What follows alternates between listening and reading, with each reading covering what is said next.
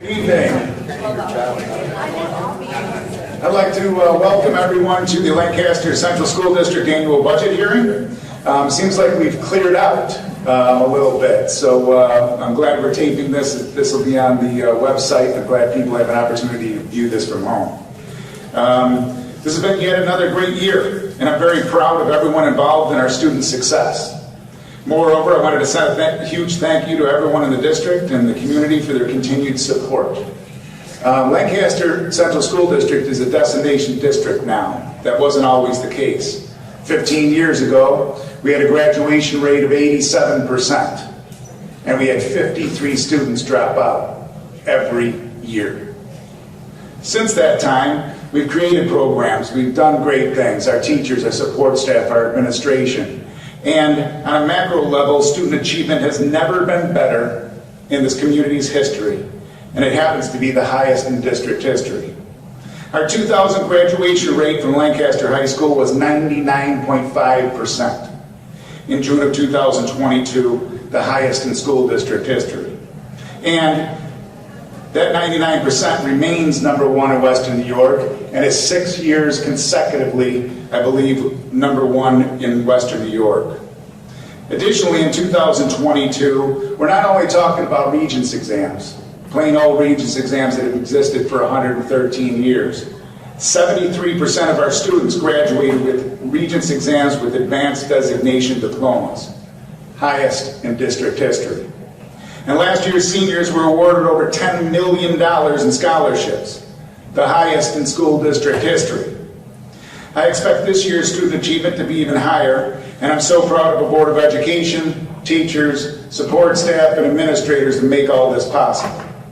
This budget, which the Board of Education and the district worked so hard on, believes in, and supports, maintains all the current instructional programs, the student opportunities, student services, class sizes, and all the other things that the Lancaster community has come to expect and appreciate. Dr. Goofel, Ms. Phillips, and I will take you through it like we do each year, so let's dive into it. First, the budget vote and elections for seats on the Board of Education will take place on Tuesday, May 16th, from 7 in the morning till 9 p.m. at Lancaster High School.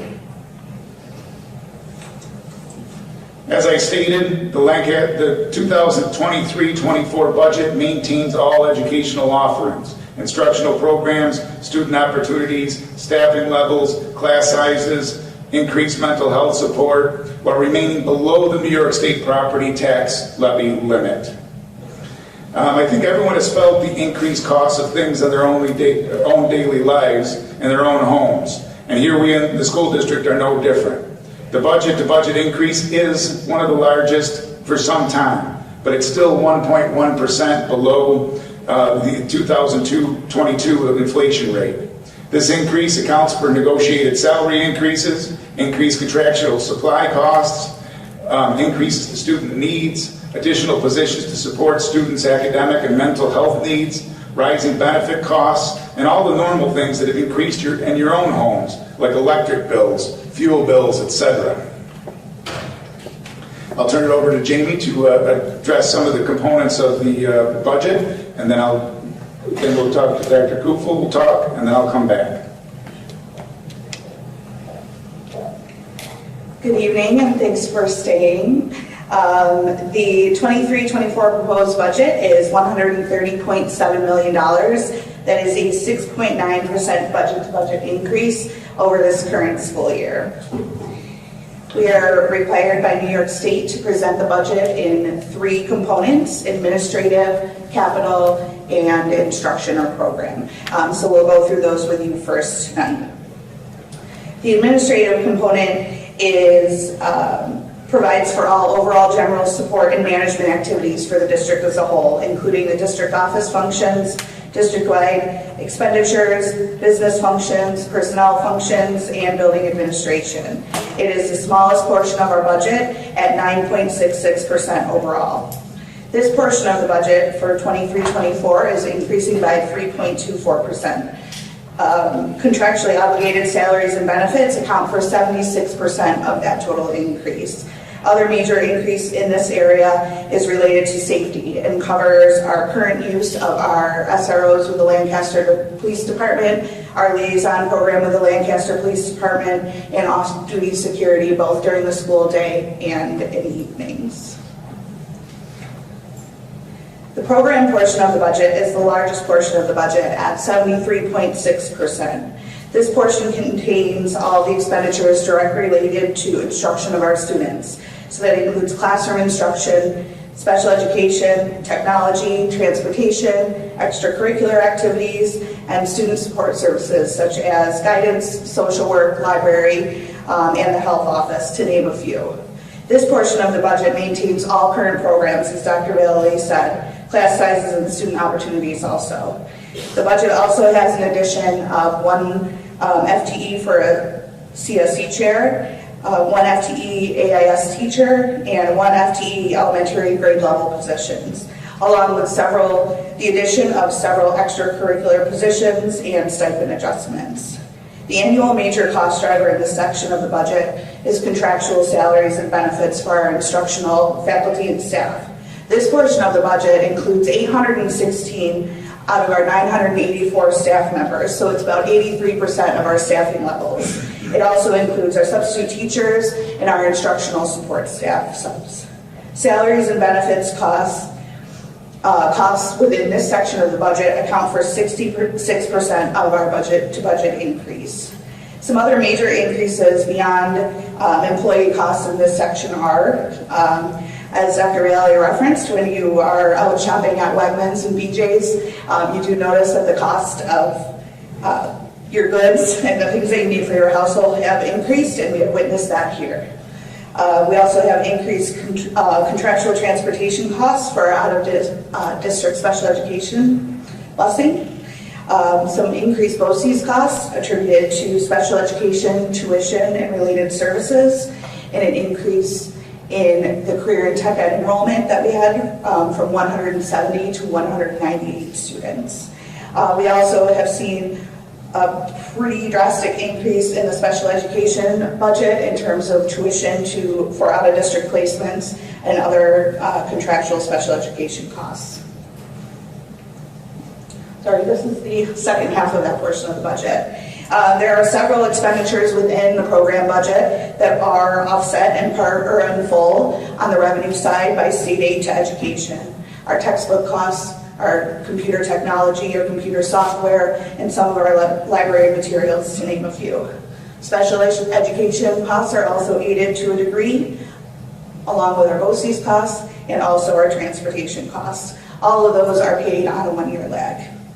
So overall, this portion of the budget is increasing by 5.93%. The components increase is 64% of the total proposed budget-to-budget increase.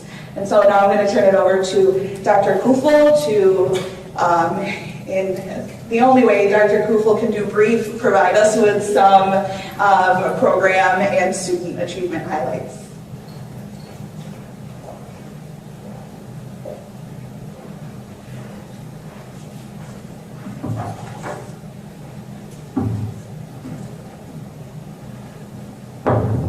Thank you, Ms. Phillips. Good evening, everyone. So each year I do have the privilege to highlight the wonderful experiences, opportunities, and education the students of Lancaster and the community provide for our students. Although it's tough to capture all of the opportunities in a few short minutes, it's easy to put together the highlights because, as Dr. Bailey always says, our district, our teachers, our administrators, our support staff, our school community are second to none. Furthermore, as many of you know, since our wonderful PTOs have been celebrating our teachers this week, it is Teacher Appreciation Week. So I would encourage you, as we have fantastic teachers, to take a moment to send your child's teacher or teachers a small note or a kind email, as I know it will mean the world to them. I'd like to start with some K-12 highlights. Dr. Bailey covered a few of these already, that are a result of the culmination of hard work and dedication K through 12. It starts in kindergarten and ends with commencement when those students are crossing the stage. Last year, small little correction here, last year our students earned $12.1 million in scholarship money for higher education. As Dr. Bailey said, the highest in district history. Our graduation rate over 99%, once again, consistently ranks tops in Western New York and highest in district history. And that 73%, I will reiterate that as well, who graduated with Regents with advanced diploma is fantastic and outstanding and by far the highest in district history. Additionally, from a global perspective, we have 7,000 Chromebooks and other devices for our students to support our one-to-one initiative. Provides our students with individualized learning opportunities. We continue to collaborate with the UB Alberti Center for Bullying Abuse Prevention. This partnership has helped strengthen our approach to social emotional learning and mental health. We continue to focus our professional development around student engagement, specifically Kagan Cooperative Learning. It not only focuses on academic progress, but explicitly teaches interpersonal skills and provides the structure for student connectedness. All students are able to participate, not just some students who volunteer, in an inviting and safe environment. Our students have led the initiative around culture, climate, and inclusivity. The students' enthusiasm and passion has led to CCI committees at the district and building levels. The overall mission is to continue to cultivate a community, a school community, where everyone feels safe, valued, and connected. In terms of safety, safety is the district's top priority, and our teachers, administrators, and support staff play an integral role. In addition, we have 3 full-time school resource officers and utilize a community liaison program for additional police support in each of our district schools. Jamie Phillips and members of our district safety committee recently, I believe it was in December, presented at a Board of Education meeting to highlight the millions of dollars and countless hours invested in keeping our students, faculty, and staff safe and secure. Music education in Lancaster was touched on earlier. The school district was recently named 2023 Best Communities for Music Education for a 7th consecutive year. This comes as no surprise, although it's amazing, based on the passion and enthusiasm our music teachers, students, and families possess. Our music program offers countless opportunities for students to participate in ensembles, bands, orchestras, choirs at all levels. Their performances occur year-round and are absolutely fantastic. In fact, I recently attended the William Street orientation last week and was amazed as student members of each ensemble, under the guidance of our outstanding music department, performed for the incoming 4th grade students and their families. Our drama programs outdid themselves once again as they performed the classic Beauty and the Beast at the high school and the newly popular SpongeBob the Musical at the middle school. Lancaster is one of the nation's oldest steel band orchestras, CKSO, better known to some of you in the room, that travels and performs throughout Western New York. And the music department and their students consistently earn gold with distinction honors at annual NYSSMA music festivals. Athletics in Lancaster. Lancaster Athletics is consistently at the top in Western New York and one of the best all-around programs in all of New York State. We offer over 75 athletic teams, grades 7 through 12, for students to compete, grow, and mature. Each year we have had several individual and team sport winners at the sectional, regional, and state levels. And each year, over 30 student athletes continue to play, compete, and succeed at the collegiate level. All of our teams this year have been designated as scholar athlete teams, which means we have true student athletes. One of our strengths as a district is the size of our district. At the K-3 level, our teachers work across buildings, Como Park, Court Street, Hillview, and Sholey, on committees around ELA, math, science, and social studies to align curriculum instruction and to set the foundation for years of academic success. One long-standing committee has been the focus on reading instruction. This group continues to work tirelessly to help all learners read and stays up to date with the latest research of how the brain learns. Our students have access to unbelievable music, physical education, and art programs at the K-3 level that allows them to really flourish and exceed as they travel through K-12 in Lancaster. Students have additional opportunities outside the classroom at the K-3 level, such as field trips, Good Citizens Club, coffee shops, character crew, Peace Bus, Garden Club, and Spanish Club. Our K-3 students have opportunities for service and have collectively raised thousands of dollars to support various nonprofits and charities. Increased mental health support at each building allows us to proactively support students' social emotional needs and character education, so our students have a solid foundation beyond academics. William Street is one of schools in all of New York State. That fact affords us the opportunity, our students the opportunity for a variety of exceptional educational experiences that are second to none. William Street offers extensive math programming, from additional support to acceleration, to help all students succeed. Our students have access to an extensive STEM program. Project Lead the Way starts in 4th grade with Project Lead the Way Launch, continues at the middle school with Project Lead the Way Gateway, and it culminates here at the high school with an academy experience. Some additional opportunities at William Street include health, foundations for leadership and success, argumentative writing and debate, creative writing, swimming instruction, music instruction, including jazz band, select chorus, and ukulele club, and an art academy. The William Street Coffee Shop gives our students with special needs the chance to gain real-world life skills. Each grade level has a self-contained setting that helps us best meet the individual needs of all students. William Street this year started the Legends of the Round Table that provides all students the forum to have a voice about the culture and climate of the building by providing feedback and suggestions to make the building the best it can be. As part of their CCI goal, William Street students kicked off a kindness and inclusivity initiative with the Be Alike project. If you haven't seen the video, you need to check that out. The middle school, students in the middle school are challenged to best prepare them as they do transition to the high school. There are about 150 students in pre-AP English to get them ready for the AP courses that we offer at the high school. More students than ever have been accelerated, taking high school classes at the middle school than ever before. About 65% of our students are taking living environment regents at the middle school, and just under 40% take Regents Algebra 1 in 8th grade, and they succeed. The middle school offers a menu of 10-week courses that help introduce our students to some of the career-themed academies that they will experience when they transition to high school. There are 20 athletic teams at the middle school, 4 choruses and 6 ensembles. Lancaster Middle School offers 30 different clubs: yearbook club, technology and engineering club, ski club, design club, STEM club, drama club, Minecraft club, junior SAD, and many, many more. Lancaster Middle School's Swiss, students working to improve the school setting, are student leaders who work to improve student life, along with some key faculty and staff at the middle school. Students have a voice. The Hub allows students to work with technology to support instruction under the guidance of one of our fantastic tech mentors. At the high school, there's a tradition of excellence. The bar is set high for our students, and they deliver. In addition to our record high Regents with Advanced Designation stats, graduation stats, and scholarship money earned, our students do not just graduate, but they are prepared for life after Lancaster. Lancaster High School students have the opportunity to take and participate in one of our 36 dual enrollment courses from several local collegiate institutions that we have partnerships with. Dual enrollment means students earn high school and college credits for course completion.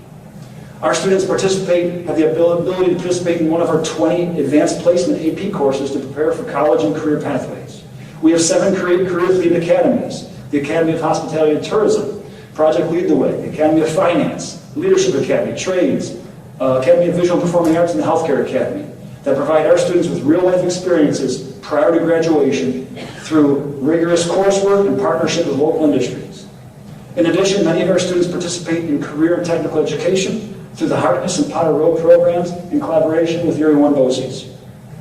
The Lancaster High School Student Union has once again received the Gold Council of Excellence Award from the National Association of Student Councils. This marks the 18th consecutive year for earning this distinction. In addition, our seniors in the Leadership Academy complete the Distinguished Student Leaders Program. The Academy of Finance has completed 13 straight years of earning the National Academy Foundation, NAF, Catherine Blask Distinguished Level Recognition, NAF's highest level of honor. We were one of the first in all of New York State to offer the New York State Seal of Biliteracy. This graduating class will have 30 students earn that seal of biliteracy, which is by far a record for Lancaster. And since its inception, 104 students have earned that achievement. For the first time in district history, 15 of our students will graduate with the New York State Seal of Civic Readiness, which promotes active citizenship. Next year, we hope that number is going to double. We also anticipate this graduating class will have 154 students who will graduate with a diploma and the CDOS credentials, Career Development and Occupational Studies credentials, to prepare them once again for life after Lancaster. And lastly, we provide alternative programming for at-risk students at the high school who have challenges in a traditional school setting. The goal is to support these students so they can cross the stage and to set them on a path for success beyond Lancaster. Now, as I've said, and as you can see, our teachers, our support staff, our administration are second to none. Our students are second to none. I've provided only a small sample of the multitude of opportunities and experiences that our students have as a direct result of those individuals' hard work, dedication, and the love that they have for our students in the community. Thank you. I'll turn it back to Ms. Phillips.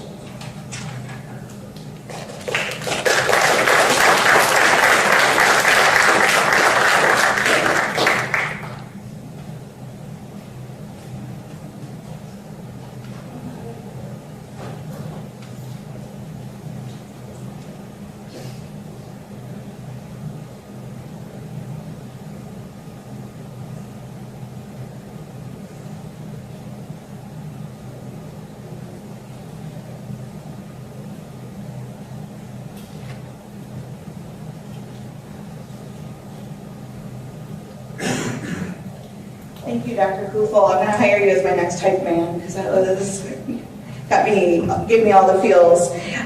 So the third and last portion of the budget that we're going to review with you is the capital component.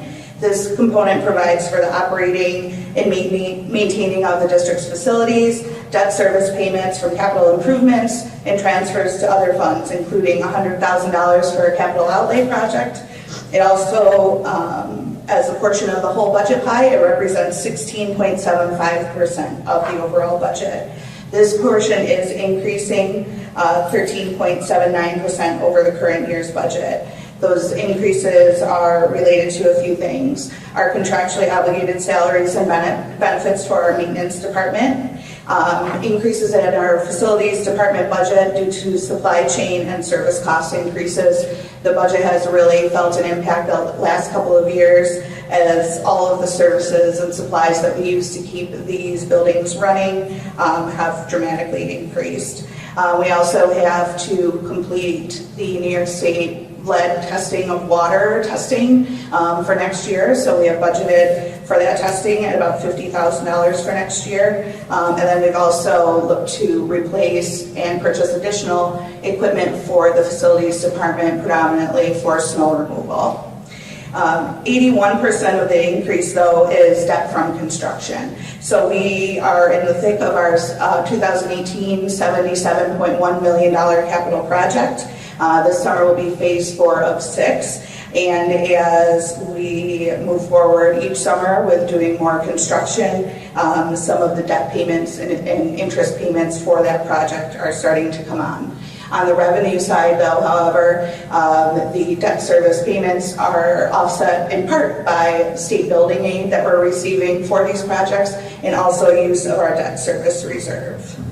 I think last to discuss as part of that component is that the capital outlay project for $100,000, it's the maximum that we're allowed to do according to law, and it allows us to do $100,000 of construction work during the school year, and it has to be completed by June 30th. This year's project was lighting replacement at William Street School, and next year's project would also anticipate doing that same work and just expanding on what was going to be replaced. To summarize those three components, the administrative program and capital, compared to, they are relatively the same as last year. The administrative portion was 10%, so that's down by 0.35%. The program portion is down by 0.67%, and those decreases are offset by the 1% capital increase.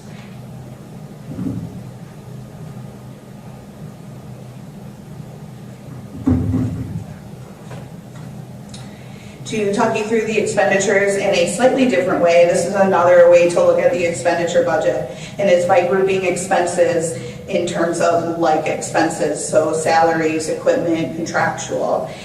Salaries and benefits are a total of $92.9 million of the $130.7 million budget. That is 71% of the overall budget. That makes sense though, because we're a people business and most of the expenditures we incur here are employing staff to provide education and services to our students. The 71% of the overall budget is typical compared to past budgets. 4.1 million of the $8.4 million overall budget to budget increase is attributed to salaries and benefits. In terms of equipment, the increase is due to vehicles and equipment needed for snow removal and also technology purchases to support our one-to-one device initiative. For contractual increases, our special education tuition and related services, along with our contract transportation costs for transporting some of those students are increasing. The lead testing, as I just mentioned, and other maintenance service costs. In the BOCES area, $472,000 increase. That is driven by special education program and service increases and the career and tech ed enrollment that I already mentioned. On the supply side, the cost of paper, the cost of any sort of classroom supplies, disinfecting and cleaning supplies have increased. So our increases in the supply area are driven by what we're experiencing in the market.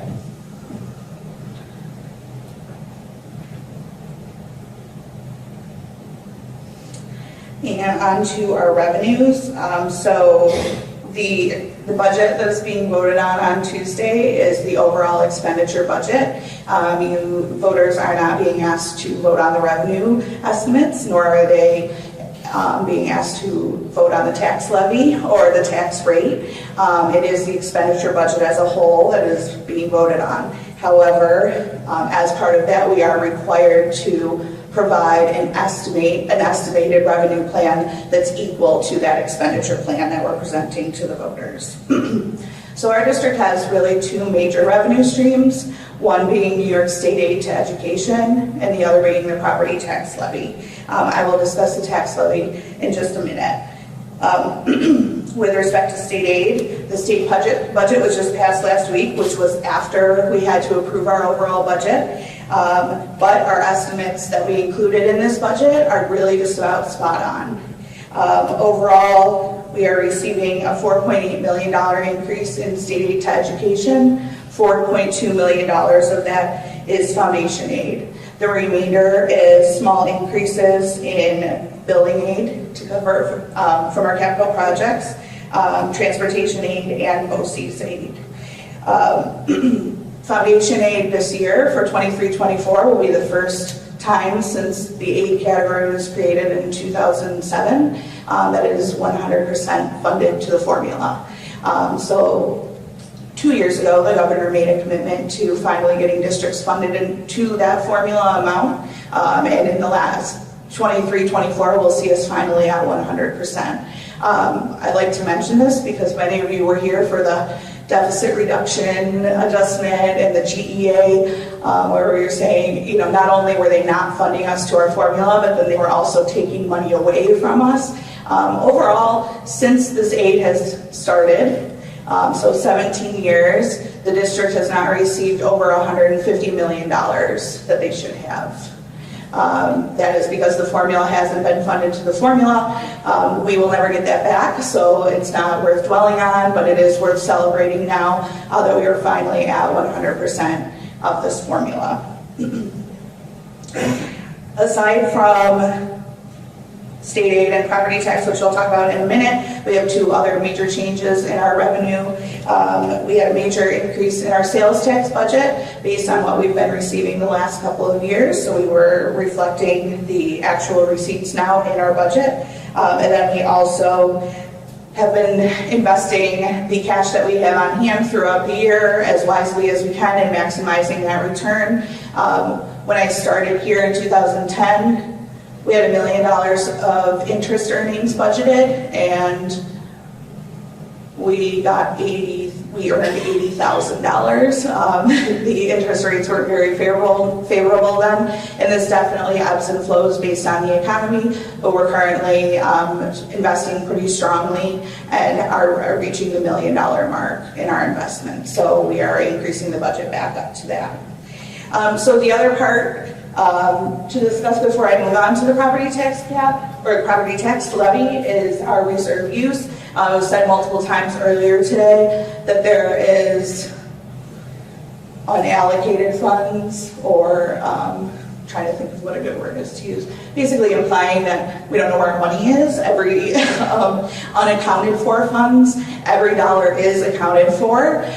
We have several reserve funds. They are all set up in accordance with New York State law. They are all funded in accordance with New York State law. They are all spent in accordance with New York State law. That money is not a slush fund. That money is not able to be allocated for other purposes. It's very specific what that money is used for. And each year in the budget as revenue, we use those reserves as part of our revenue to offset our expenditures to the legal limit that we can. So just want to be clear about that.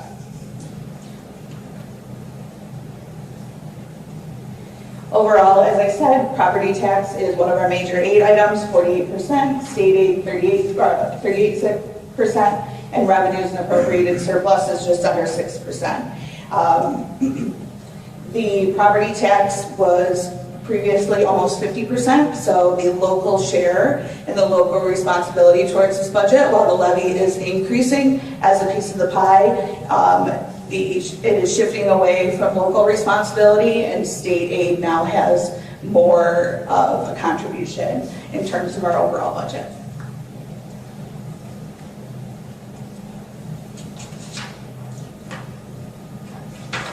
More. So speaking of the property tax levy, we have a limit.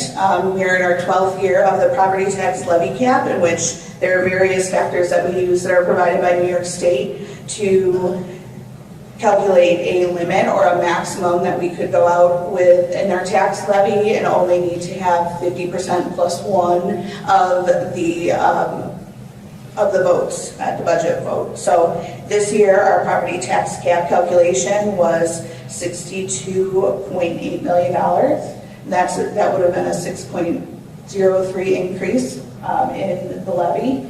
What we are estimating as a revenue in this budget is a 3.31% levy increase, which is $1.96 million. So basically, what we are doing is leaving $1.6 million on the table, and will not be levying that money. Every year since the cap's inception, we have been below the cap, not a dollar below the cap, but significantly below the cap. This will be the furthest we've ever been in a difference of what we plan to levy versus what the cap calculation would have allowed us to do. And now I'll turn it over to Dr. Bailey.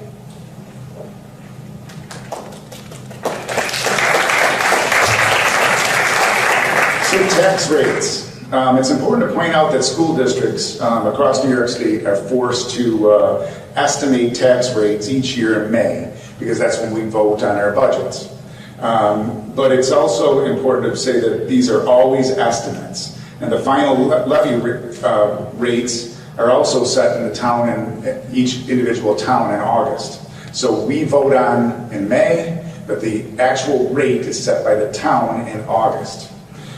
So I think it's important to say that Lancaster is dissimilar to many local, communities in Western New York, because we have so much growth in our school district. All right, so that changes and affects these rates and how they go. So consequently, each year, every board president that I've worked with, and I've been here for 10 plus years as superintendent, 17 total, whether it was Mr. Uteg, Mr. Sage, etc., they always say, estimate it and go out with the biggest number. The community trusts that we're doing the best that we possibly can in guesstimating and estimating that, and they also see over the years that the actual rate when set in August is always lower than we estimate. So we know full well that all our tax rates will go down, and when we actually get to August. So how much will they go down? We don't know, because we don't have any of that information. That's all the town, assessed valuation, all those different pieces that the town does. So, for example, the budget newsletter produced a couple weeks ago stated that it would be 64 cents per thousand. But today, as I speak to you, it's now 49 cents per thousand. And it'll still come down as time goes along, as we get closer and closer to August. Historically, last year the voters passed a 37 cents per thousand increase, but in August the tax rate actually went down 3 cents. In 2021-22, the year before that, the voters passed a 19 cents per thousand increase, but in August, when all was said and done and complete, the tax rate actually decreased 36 cents, so the total was a negative 17 cents. We have a lot of history on that, over and over and over again, and that has always been the case here in Lancaster. So as you drive throughout your neighborhoods or throughout Lancaster, you see developments, you see business coming here, and so consequently that has a beneficial impact on our tax rates. Next, contingency budget. I'm obligated to tell you what would happen under a contingency budget. If the district were required to operate under a contingency budget in 2023-24, not only would the non-contingent items need to be cut, but under the property tax cap legislation, the total tax levy cannot increase at all over the current year. Therefore, if under a contingency, we would have to cut $1.9 million from the levy, and that would ultimately mean reductions to programs, student opportunities, and staffing. So a non-contingent list includes all equipment that is aidable, capital outlay project that Ms. Phillips just talked about, the BOCE service reductions, instructional hardware, software, textbook purchases beyond state aid amounts, and also staffing pieces that we've added to the budget, which include 1 FTE for a new AIS position, 1 FTE for a new 4 through 6 teacher, 3 FTEs for K through 6 teachers, 4 FTEs for 7 through 12 teachers, 1 FTE for a new CSE chairperson. All of those would have to be removed by law.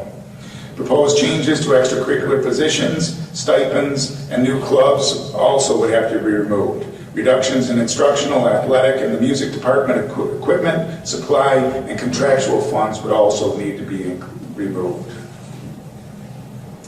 Next, Proposition 2 is a replacement of buses. I'd like to point out that this reserve, for example, there's a lot of talk about reserves. This reserve was voted on and approved last year by the Lancaster voters. Like so many of our reserves, that needs to happen.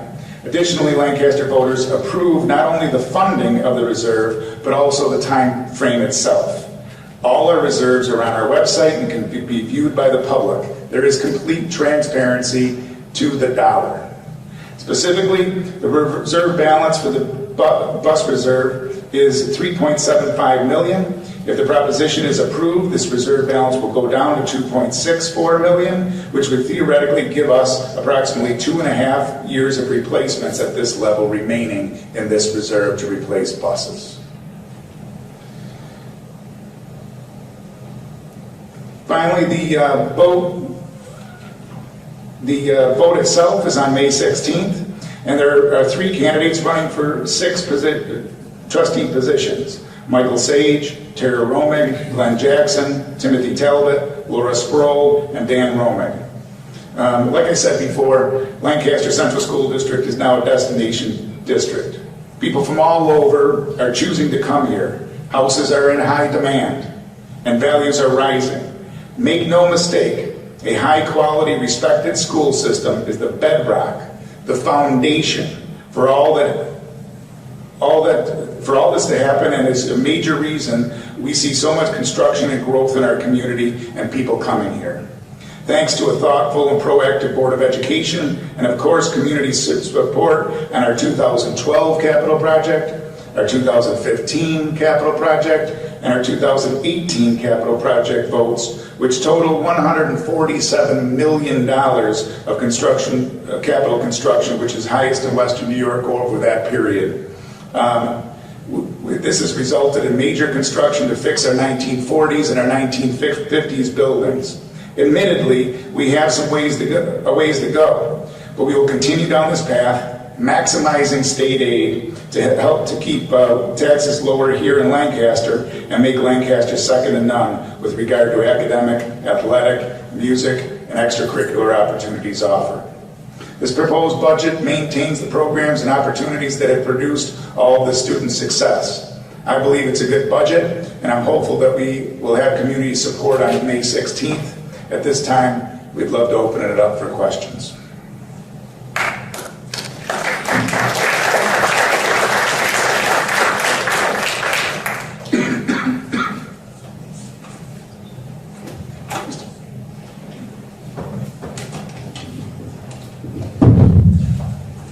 Hi, Dave Zielinski, former board member. Good to see some of my old friends and some of the administration that I dealt with many years ago. So I still have my heart tied here to the school board.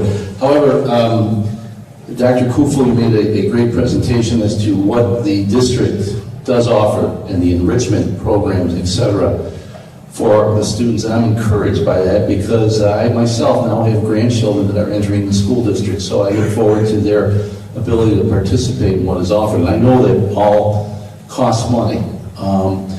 The only problem that I'm having this year, and I'm wrestling with this because I've always been a fan of this school district and supported every budget presentation ever since I was on the school board and thereon.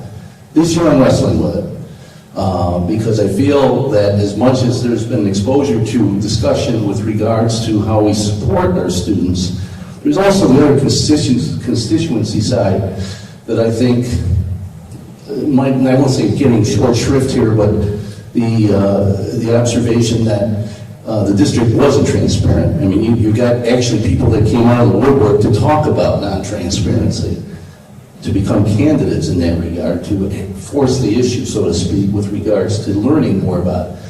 And specifically, over the last couple of days, I've been looking at things more in depth, and I found the report here that was submitted to the district from the state controller office back in last August that did talk to the misuse of reserve funds. And so the district's response, I did not hear that the district responded in kind to those allegations by the state, or at least made public through any board dissertation. In fact, I know that there's a legislative liaison that's on the board. I used to serve on that committee. What action that person may have taken on behalf of the school district to get rid of the black eye that Mr. DiNapoli gave to us. So I guess my question is, a long way around to get to a question, help me to understand how the issue of transparency and reserve funds, in light of the fact that the State Department, or the State Controller, kind of admonished you as a district for misuse of those funds, and how I can have trust that the school board, in working on this new budget, has prepared one that, again, speaks to transparency, use of funds properly, etc. Yeah, I'd be happy to answer that. You know, I think there's a perception that I don't want to talk about the comptroller's report or the budget in relation to the comptroller's report. But on the contrary, Dave, when were you a board member? What years? 2010 to 12. You know, so let's talk about it. So you all know that, and I've said this numerous years over and over again, that I wear the financial stability of this district as a badge of honor. I really do. And I think each and every one of you should. The same opinion that the comptroller gave. I mean, let's be honest, the comptroller is a politician. That same opinion he gave to Clarence, Williamsville, Cleve Hill. There's 707 school districts in New York State, and that's the same opinion he gave to so many of them. You know, sometimes we have to agree to disagree, and I disagree. I have no ill will towards people with different opinions, including the comptroller. There's a difference of opinion, and they do not know all the factors of the Lancaster community, specific to our goals and our dreams for our kids. So they look and they come in, they audit, they do those things, and they put an audit together and they say those things. We have responded. We responded every single time the comptrollers come in to do an audit. That also is on our website. So all these documents and all these things are on our website. So I've been here for 17 and a half years now, and I've worked with you. There's no one besides Jamie Phillips here who knows more of the macro Lancaster budget and budget history than me. So I want you to reflect back, because you came in during that time. In 2007 and 2008, this district went out with a 0% tax increase. Remember that? Do you remember the next year, in 2009, the board actually lowered taxes? And Dave, what happened? Does anyone remember what happened in 2010? I'll tell you. Many of you recall, including you, Dave, that the state took millions of dollars of GEA and they created a financial upheaval across the state, and we closed Central Ave. We laid off teachers. We had pay freezes. We threatened program cuts in academic, music, and athletic programs. And 500 to 600 people attended every board meeting because the community didn't want to see their school system lost and go down in flames. Remember what that tax increase was that year? $1.44. 9.6% increase. Now that was during a time when there wasn't a tax cap. Okay? So since I became superintendent, that was the first year of the tax cap, and it's continued. You can't bail yourself out like that anymore. So there's a 2% tax levy cap. So if districts get in trouble, they'd never be able to bail themselves out like we did in 2010. There's no shot. So with a 2% tax cap, it's a brave new world. It placed into the same situation, we'd never be able to bail ourselves out, and we would have to make those cuts. Consequently, the 2% cap has caused superintendents and boards of education to plan a completely different way. We've had to rethink how we budget and how we do everything. We have to ensure the long-term effects of our children are from kindergarten through 8th grade. We have some educational music, athletic opportunities, and we have to give our kindergartners the same opportunities as our seniors have today. You have young grandchildren in Court Street, right? You want your grandchildren to come to this high school and have the same opportunities as the kids that are in the high school today. Without this kind of fiscal conservatism and also planning, that won't happen, Dave. There is no ability to bail yourself out in that way. So, as far as this year's budget, we've successfully battled our way out of things and to avoid fiscal problems and overcome financial obstacles since 2010-11. And I can tell you, every single time that I'm unabashedly proud of the things that we've done and the financial stability of the school district. And I hope that people see that and recognize that. May I ask a follow-up to what you spoke of, Dr. Vallely? I appreciate your answer and the candor which it was presented.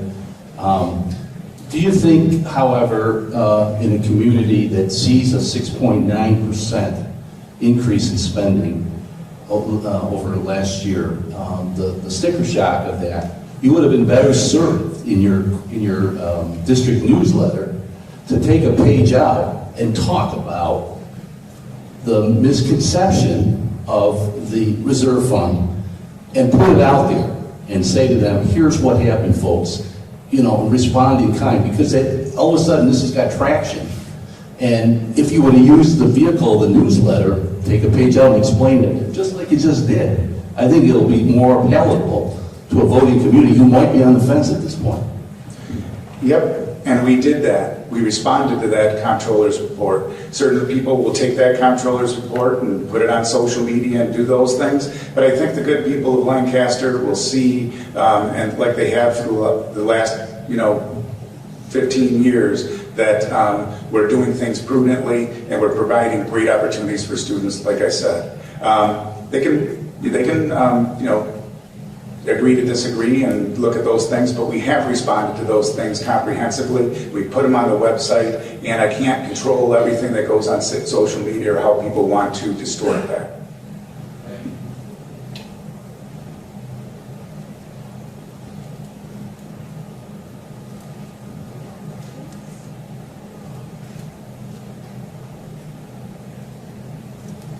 All right, thank you very much.